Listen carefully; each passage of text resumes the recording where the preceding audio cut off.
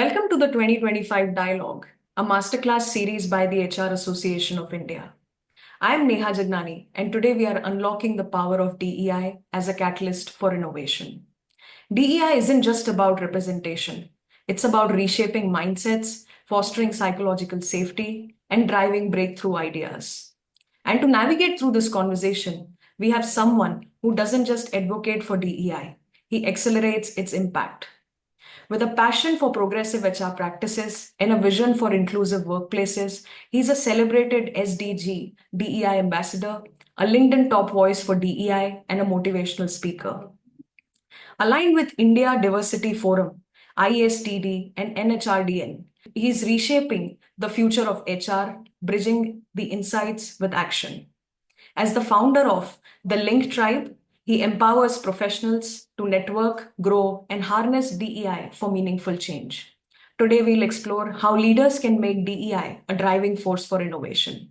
Let's dive in with Sumit Agarwal. Sumit, thank you so much for joining us today. It's a pleasure having you. It's always a pleasure to be back at HRAI. I remember HRAI was one of the first organizations to put me as their DEI ambassador, right? And this in itself speaks of change. Thank you so much, Sumit. It's our honor to have you as a DEI ambassador, and I look forward to this insightful masterclass. So, to begin with, Sumit, my first question to you is many companies still see DEI as a compliance requirement rather than a strategic enabler. So, how can leaders shift that mindset to see DEI as a driver of innovation? See, when I was growing up, right, I was rejected by around 30 schools, one after the other. The 31st school let me in, right? That was because of mindset, right? And they said that, okay, let us give him a chance. That chance became an opportunity which I capitalized on. Right? Right, The moment you talk about compliance, it is something that you have to do instead of you must do. Right? Um, so when I look at compliance, there are two aspects to it. If you look at the Company Act of 2013, right? right, It's stated that every big company which has which qualifies for CSR should also be having a woman director on board, right? At least one. right, If I look at that, there are a lot of people who are women directors on board, but they're the family members of those company people, and right, they don't really attend board meetings, and they don't even know what to do, right? If I find a loophole in every compliance, right, then I'm not making a strategic change. right, It comes through mindsets. right, If I talk about compliance was there yesterday. It it might be there today, it might go away in the future. right, Now, if I digress from the agenda and if I talk about the impact on GCCs in India due to the unfreezing of mandatory DEI policies from the US, what has happened? A lot of companies have took back DEI from their agenda because there is no more compliance. right.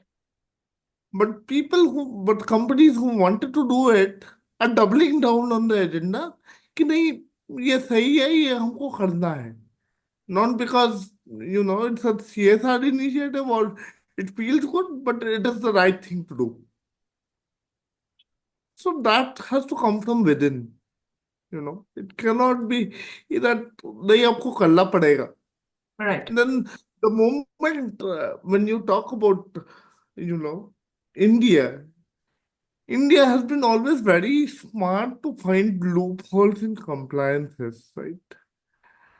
The moment you put in a compliance, people go into rebel mode.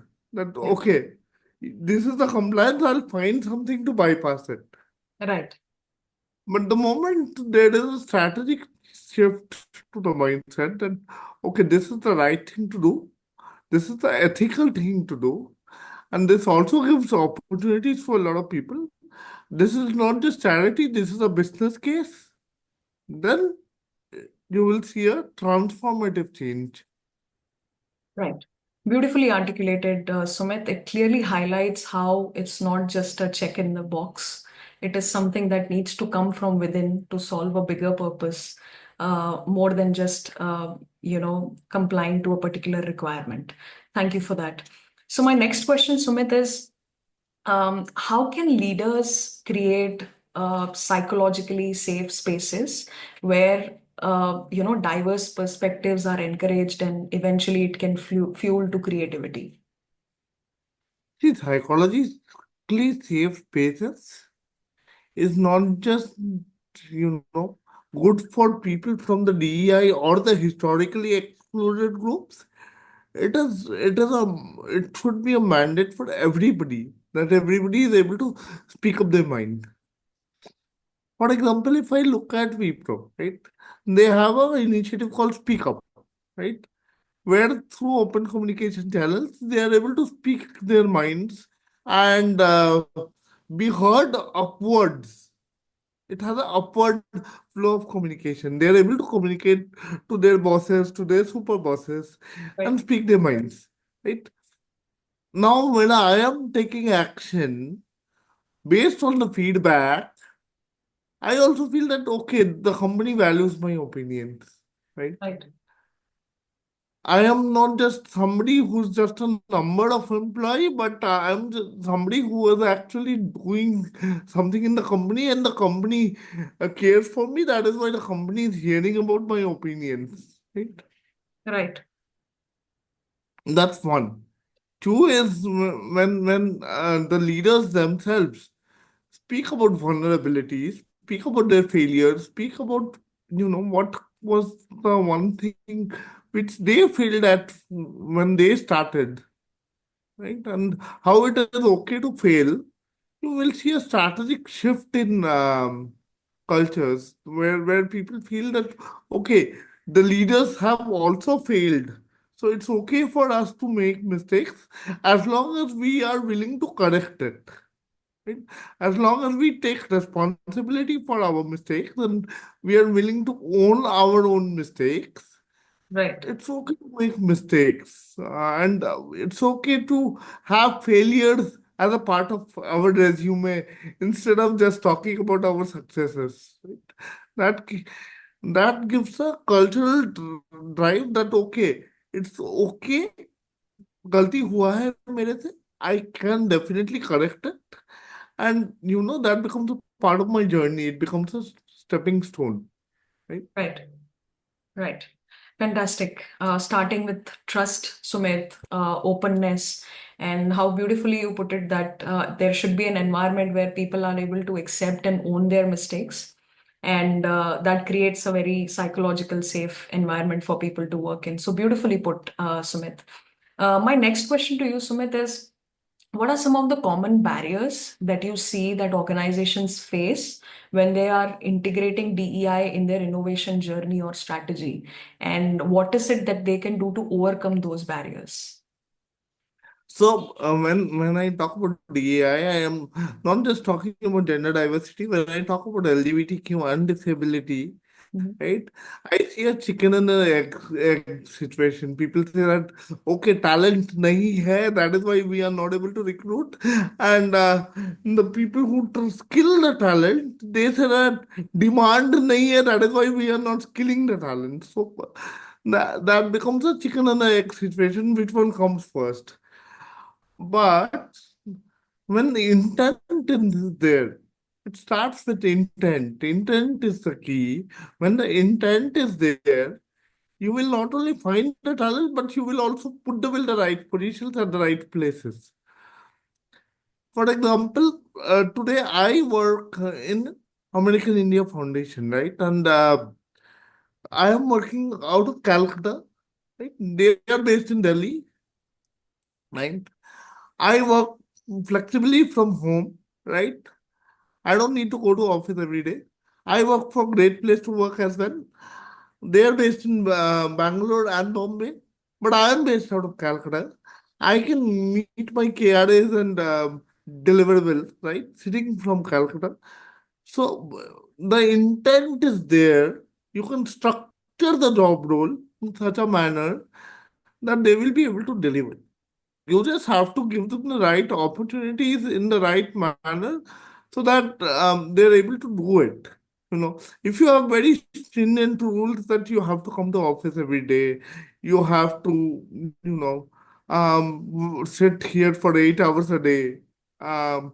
You have to stare at the computer screen even though if your job is over. We will monitor your keystrokes. We will monitor how many minutes time you're logged in. All of that is something which I think that era is over, right? The power now is in the hands of employees. When you talk about millennials and when you talk about Gen Zs, um, previous day I was reading an article. The interviewer was late, and somebody from the Gen Z group, they were sitting for an hour. The interview was late. They came to the office and they said, "We don't want to work for a boss like you because that doesn't match our values." So now people are, choosing who they want to work for, how they want to work, where they want to work, right? If you have stringent rules, the company is going to suffer. Right. Absolutely. Very well said, Sumit. Starting from the real change actually happens when the intent is right and when DEI is your priority. And a great example you shared how the power now is within the hands of employees rather than employers, where they make a choice of where they want to be. So that's a great example. Thank you for that, Sumit. So my next question is, can innovation be truly inclusive if the leadership teams are not diverse? And what is it that organizations can do to address this gap? So, couple of things, right? When I talk about innovation, right? These days we are all talking about AI, right? So anybody with the art of prompting can become a content writer. Anybody with the art of prompting can become an artist. If I give a prompt in Midjourney, say, I want something in the art style of Rabindranath Tagore, right? I want scenery of a bird and a mountain in the art style of Rabindranath Tagore. It will just generate it for me in 10 seconds, right? So technology is acting as a distributor of power. Right?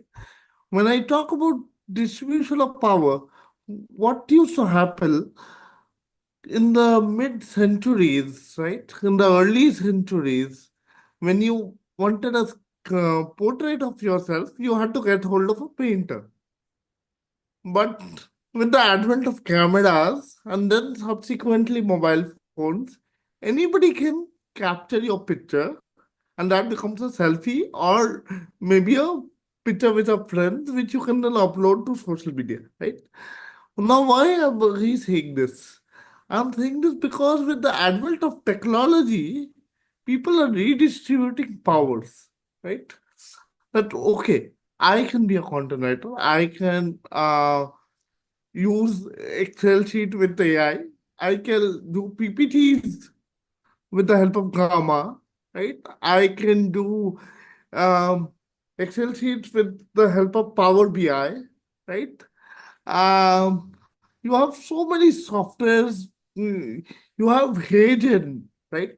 Hagen transforms your videos, your texts into videos with an avatar looking just like you, right? So you have so many softwares available now that everybody is able to do everything, literally, right? Now the CEOs have to understand that what are the qualities I'm looking for if everybody is able to accomplish most of the tasks. I feel the distinguishing factor in this situation will stem from empathy. Empathy will be the core skill that most of the corporates, say Fortune 500 or Fortune 1000 companies, they will be looking for empathy because skilling and everything, doing other work will be done mostly by AI, right? But empathy is something which cannot be developed by AI. Right. Creative thinking, right? Creative thinking, strategic thinking with human skills at its core will not be able to be done by AI. AI will automate all the routine and daily tasks that you do, right? Right. So the CEOs have to understand that when I'm recruiting somebody who has always faced a vulnerable experience, they have a very high level of empathy. Right. Absolutely. I am some, I am somebody who's got rejected from 6 MNCs. I'm somebody who's got rejected from multiple schools and colleges. I am somebody who's been told by people you will never get a job. So I am somebody who's been through that level of vulnerability, right? And somebody who goes through it understands other people very well. Right? So candidates from the DA community are more empathetic as compared to other people who haven't been through the whole life in such a vivid experience. Right? Absolutely. So that's why when we look at empathy as a sport, the leadership must change and understand the requirements that are going to be a part of workplaces of the future. Right. Right. Yeah. Fantastic, Sumit. Great point on the empathy and initially how you mentioned about technology.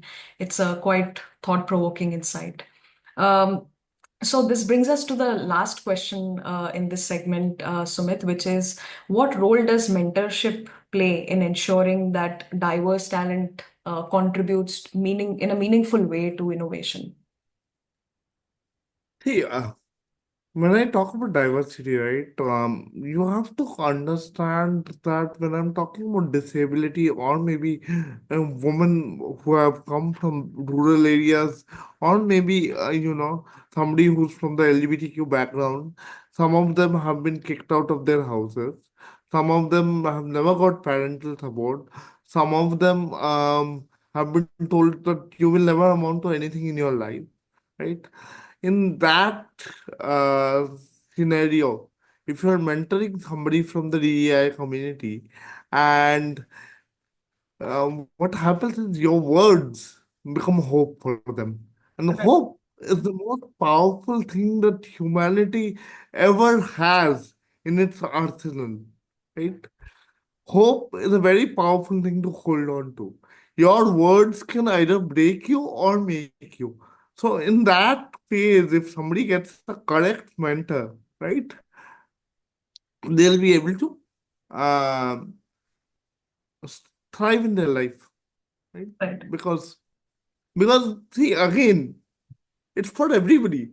It's not Right. about the company that you work for. It's about the boss that you work for in the earlier phases of your career, as well as in the later phases of your career.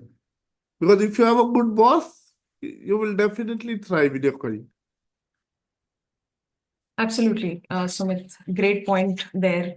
It truly highlights that mentoring can amplify futures, because it brings a lot of hope, and it plays a huge role. So thank you so much. So Sumit, this brings us to the end of this masterclass, and I thank you on behalf of HRAI for sharing your perspectives and more so some practical insights, which I'm sure our viewers are going to greatly benefit from. It's beautiful how you kind of shared some insights where people can know how to harness DEI to make it a driver of innovation. So thank you so much for your insights. My pleasure. Thank you. I'll just have a quick note to our audiences, Sumit. Thank you so much for tuning into this masterclass. I'm sure you got some practical insights from this and to harness DEI as a driver of innovation. Until we meet next time, keep fostering innovation and driving changes. Thank you so much. Thank you, Sumit. Thank you.